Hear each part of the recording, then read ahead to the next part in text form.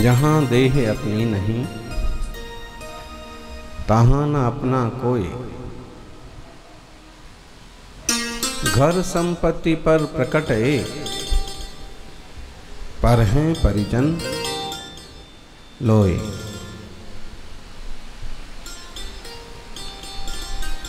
कितने थोड़े शब्दों में कितनी महत्वपूर्ण बात कही है। लोग कितना भी चिपके रहें पदार्थों से, कोई भी पदार्थ उनका होता नहीं है। तन से कितना भी चिपके रहें, कोई भी तन हमेशा हमेशा के लिए उनका होता नहीं है। किसी रिश्ते नाते के पीछे कितने ही पागल होके पड़े रहें, लेकिन कोई भी रिश्ता नाता हमेशा हमेशा के लिए आपका होता नहीं है। आप कहोगे इससे क्या फायदा हो रहा है, आप जो भेद विज्ञान की बात कर रहे हैं। एक प्रश्न आया है यहाँ पर कि महाराज जी अगर ऐसी बात है तो चींटी पर पांव रख दिया जाए, चींटी कुचल जाए, मर जाए तो कोई पाप नहीं लगेगा। मुनि महाराज पर कोई उपसर्ग कर दिया तो उस उपसर्ग करने वाले को भी क्यों पाप लगना चाहिए। देह अलग है, जीव अलग है। यानी जिन शासन नए निक्षेपों के साथ चलता है, नए व्यवस्था के साथ जब हम वस्तु तत्व को समझते हैं तो निश्चित होता है कि देह और जीव भिन्न भी हैं, देह और जीव अभिन्न भी हैं। फिर आप भिन्न भिन्न की ही बात क्यों कहते रहते हैं, अभिन्न है ऐसा क्यों नहीं कहते हैं। अरे भाई अभिन्न इसलिए नहीं कहते हैं क्योंकि अभिन्न तो तुम मान के ही बैठे हो। किसी को भी बताने की जरूरत नहीं है कि भाई शरीर और आत्मा तुम्हारा एक ही है, वो तो मान के बैठे ही हैं। और जो मान के बैठे हैं वो बहिरात्मा है। देखो मानते तो सम्यक दृष्टि भी है, लेकिन दृष्टि खुल जाने से उन्हें समझ में आता है कि किस विवक्षा से मान रहे हैं। असद्भुत व्यवहार नहीं लगाया है कि सद्भुत व्यवहार नहीं लगाया है। उपचरित है कि अनुपचरित है। देह और जीवात्मा एक मान लिया जाएगा, नए का ज्ञान होगा, व्यवहार नए से एक मान लिया है। अनुपचरित असद्भुत व्यवहार नए से आत्मा और शरीर को एक माना है। लेकिन ये निश्चय है कि आत्मा और शरीर एक निश्चय नए से एक नहीं है, भिन्न भिन्न हैं। दो द्रव्य हैं, दो मिलकर के एक बने हुए हैं। तो चींटी को कुचल दिया जाए तो पाप तो लगेगा, क्योंकि चींटी अपने प्राणों की रक्षा चाहती है, मरना नहीं चाहती है। वैदिक शास्त्रों में भी कहा है कि कोई जानवर की हिंसा करना महापाप है। एक जीव के प्राणों की रक्षा करना और हिमालय पर्वत के बराबर सोने का दान करना, बोले कि जीव की रक्षा करने में ज्यादा पुण्य है। अब विचार करिए कितने लोग ये कर पा रहे हैं।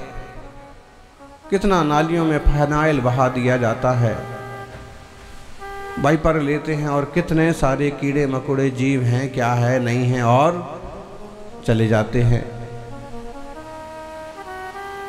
पग पग पर और पल पल में हिंसा हो रही है। सावधानी बरतो, हिंसा तो हिंसा है। व्यवहार धर्म निषेध नहीं किया है। समय सार में तो वस्तु व्यवस्था बताने की कोशिश चल रही है कि ज्ञानी आत्मा भिन्न है और देह भिन्न है। दोनों भिन्न भिन्न होकर के भी कर्माधीन दशा में मिल करके एक हो रहे हैं। और जब एक हो रहे हैं तो एक पर चोट पड़ती है तो दूसरे को भी तकलीफ होती है। किसी को मारेंगे वो हिंसा कहलाएगी। हिंसा और अहिंसा व्यवहार की भाषा है, अपनी जगह पूरी तरह सही है। जीना और मरना व्यवहार की भाषा है और अपनी जगह वह भी जिनवाणी का कथन है।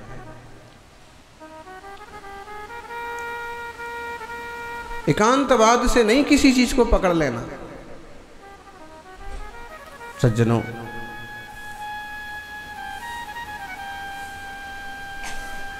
आचार्य कुंद स्वामी और इस बात को और कर हम आगे कहते हैं। अमृत चंद्र स्वामी के अनुसार 20, 21, 22 नंबर की गाथा में अहमेदम् एदमहम् अहमेदस्येव होमिममेदम् अन्नं जं परदब्बं सच्चित्ता चित्तमिस्संभा आसीमं पुब्बमेदम् अहमेदं चापि पुब्बकालं हि होहिदि पुणो विमज्झम् अहमेदं चाविहोस्सामि एवं तु असभूतम् आद्वियप्पं करेदि संहुडो भूदत्थं जानन्तो न करेदि दूतम् असम्मूढ़ो। 3 गाथाएं हैं।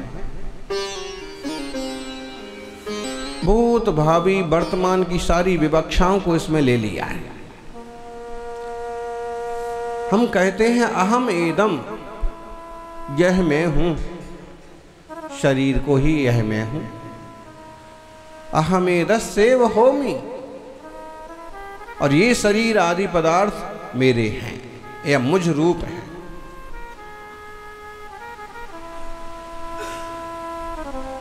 जो भी परद्रव्य हैं, सचित्त हैं, अचित्त हैं, उनको अपना मानने वाले कितने लोग नहीं हैं। ढेरों राजे महाराजे बेमौत मारे गए, सत्ता को लेकर संघर्ष करते रहे, सुंदरियों को पाने के लिए मरते रहे, और अंत में हाथ कुछ नहीं गया, बेमौत मारे गए। कम से कम इस चीज का निर्णय तो हो कि ये पदार्थ आपके हैं नहीं। फोन आपका आपके पास ही रहेगा, कपड़े आपके आपके पास ही रहेंगे, गाड़ी आपकी आपके पास ही रहेगी, लाड़ी आपकी आपके पास ही रहेगी, कोई छीन नहीं ले जाएगा, कहीं चली नहीं जाएगा। लेकिन इतना निश्चय समझ लो कि आपके पास रहें, कितने भी पास रहें, तो भी वो आप नहीं हैं। देह की कितनी भी एकता करके रखो, लेकिन देह देह है और जीव जीव है। बहुत लोग इसी गफलत में हैं। जनी कहनाने वाले अनेक श्रावक भी इसी गफलत में हैं। वे कई बार महाराज जी को भी बड़ा गरीब समझते हैं। बताइए, मुनि महाराज से गरीब और कौन है इस दुनिया में?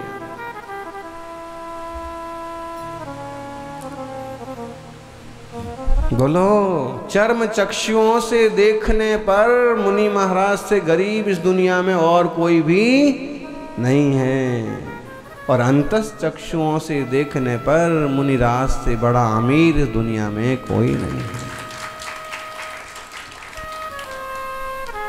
जिन्होंने पदार्थों के माध्यम से नाप जोख रखा है, जो पदार्थों से पहचान करते हैं, वो इसी तरह से करते हैं। महाराज जी की सभा में तो क्या इतने कम लोग हैं। मुझे बोलने का मौका मिले, देखो मैं कैसे भीड़ इकट्ठी कर देता। जितने लोग यहाँ आते हैं उससे ज्यादा लोग तो वहां आते हैं, और यहाँ आओ और कुछ मिले ना मिले, वहां चांदी के सिक्के मिलते हैं। भाई, चांदी के सिक्के का लोभ लोभ ही तो हुआ, भोजन का लोभ लोभ ही तो हुआ।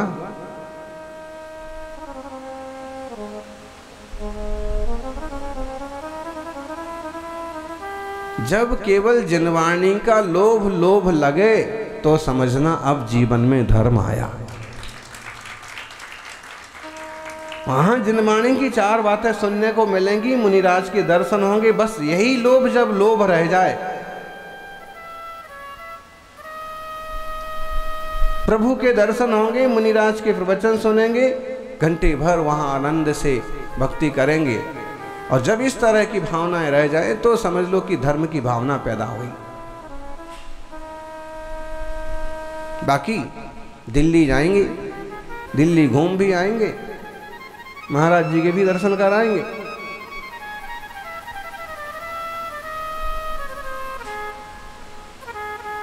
खूब दिन से सोच रहे थे दिल्ली जाना है, कभी गए नहीं जिंदगी में। अब ये ठीक रहा, महाराज जी को भी कहने को हो जाएगा कि चलो तुम आ गए, बहुत बढ़िया। हम भी कह देंगे आपके दर्शन को ही आए, लेकिन आए काहे के लिए हैं बोलो? कौन कौन आए घूमने के लिए? अब इसको समझो, अगर दिल्ली का घूमना मुख्य है तो धर्म बुद्धि गौण है, और दर्शन मुख्य हैं तो दिल्ली का घूमना गौण है। गौण और मुख्यता किस चीज की है, उस हिसाब से आपके पुण्य पाप का लेखा जोखा होता है। वो कहानी आपने सुन रखी है, शेर भी है सूकर भी है, और दोनों में भयंकर भयंकर जानलेवा हमला होता है। आपस में एक दूसरे को मार भी डालते हैं। सुनी ना ये वाली कहानी? अभयदान में देवल सुनार और धम्मिल नाई,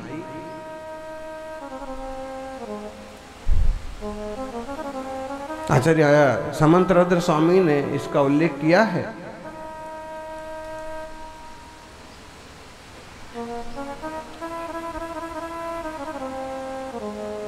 दान के प्रकरण में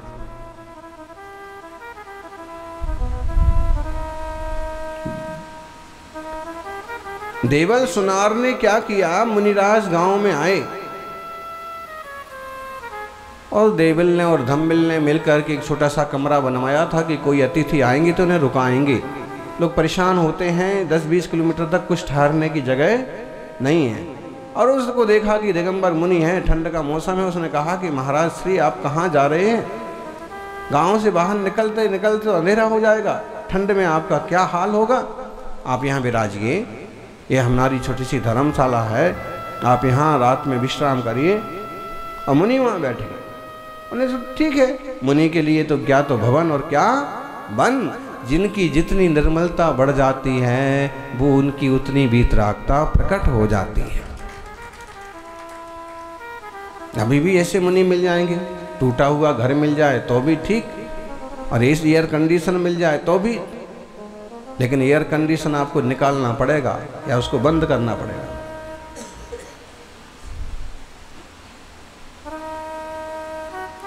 क्योंकि जो चीज रोकी जा सकी उसे तो रोका ही जा सकता है। आपका नया बना हुआ घर तो पुराना नहीं किया जा सकता, नया संत भवन को तो पुराना नहीं कर सकते, लेकिन जो साधन उन्हें नहीं लगते हैं वो उपयोग नहीं करेंगे। मुनि विश्राम के लिए, ध्यान के लिए बैठ गए। और उधर से क्या हुआ कि कोई और आए, ढेर सारे कपड़े, लंबा चौड़ा कंबल, बड़ी सारी झोली। धम्मिल ने कहा कि महाराज आप यहाँ ठहरिए। देखा कि वहां तो मुनि महाराज है। उसने कहा इनकी क्या जरूरत है, इनको बाहर निकालो, आप यहाँ रुको। और इस बात को लेके धम्मिल में और देवल में हो गया झगड़ा। देवल ने समझाया कि भाई जिनके शरीर पर एक चिंदी नहीं है उनका विचार करो, ठंड में उनका क्या हाल होगा। खूब समझाने के बाद भी नहीं माना। जो व्यवस्थाएं नहीं लेके चल रहे हैं, जिनके पास व्यवस्थाएं नहीं हैं, उन पर विशेष ध्यान दो। उसको समझ में नहीं आया। उसने कहा ना, हम तो इन बाबा जी को लाए हैं, इनको रुकाएंगे। और इसको लेके झगड़ा हुआ। कहते हैं इतना क्लेश बढ़ा कि लड़ते लड़ते एक दूसरे को मार दिया। मर करके क्या बने? परिणामों का फल देखना, उसी शरीर में है वो, उसी टाइप के शरीर में है वो, लेकिन भावों का फल ये हुआ, एक तो बना शेर, दूसरा बना सूकर। जिसके तीव्र हिंसा के परिणाम थे वो धम्मिल नाई बन गया शेर, बाघ। जिसके परिणाम मुनि रक्षा के थे वो बन गया, थोड़ा छल कपट रहा होगा, ऐसी पर्याय मिली। और फिर उस पर्याय में भी जब दोनों टकराए, शेर सूकर भी कोई कमजोर नहीं होते हैं, जंगली सूकर बहुत मजबूत होते हैं। और फिर झगड़े पर उतारू हो जाएं तो फिर तो कोई भी पावरफुल होते हैं। जो बच्चा कल तक मुंह नहीं खोलता था, अगर झगड़े पर उतर आए तो आपके लेने बाप के भी लेने के देने पड़ जाए।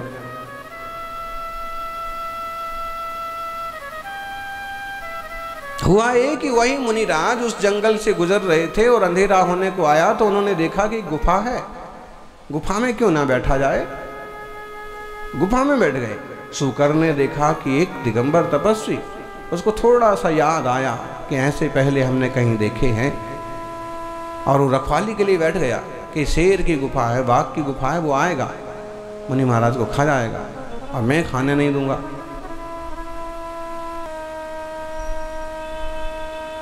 मारने वाले से बचाने वाला बड़ा होता है, पुण्यवान होता है, भाग्यवान होता है।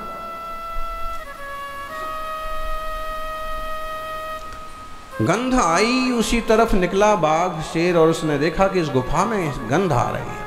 सूकर भी दिखा तो पहले तो गुर्राया कि हट जा, लेकिन नहीं। और आपस में फिर जब चालू हुआ आक्रमण तो उसने उसको मारा, उसने उसको मारा, उसने इसमें दांत घुसाए, इतने उसमें पंजे घुसाए और दोनों छत विच्छत हो गए, दोनों मर गए।